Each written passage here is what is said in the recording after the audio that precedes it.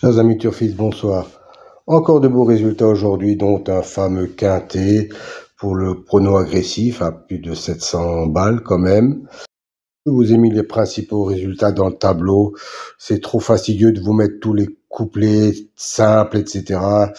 Contrôlez par vous-même si vous voulez avoir plus d'éléments. Et chers pronosticateurs, permettez-moi encore d'insister pour les likes. Mettez-moi des likes, j'en ai besoin pour être répertorié. Sinon, on va pas pouvoir continuer malheureusement.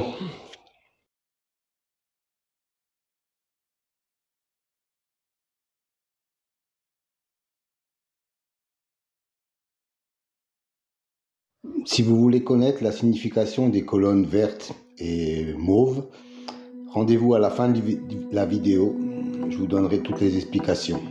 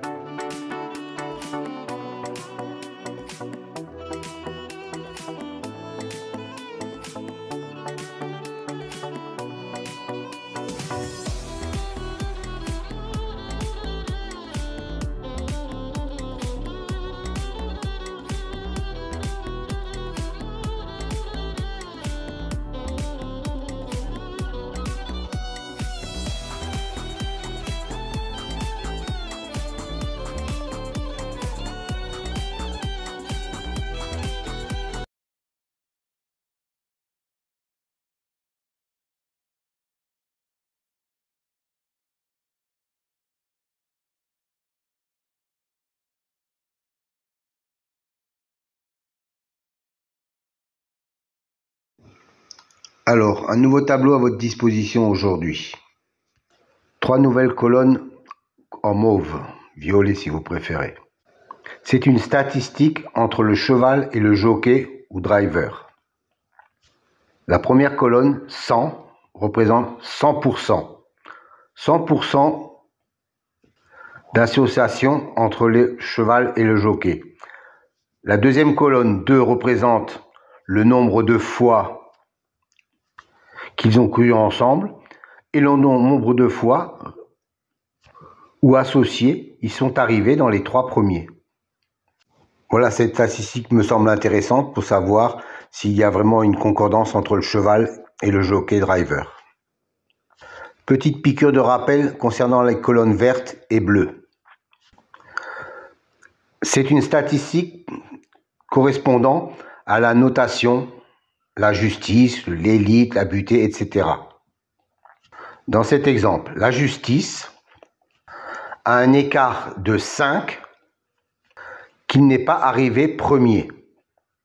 Et la colonne bleue indique qu'il a un écart de 3 où il n'est pas arrivé dans les 2e ou 3e, quand il a été cité dans les précédentes courses.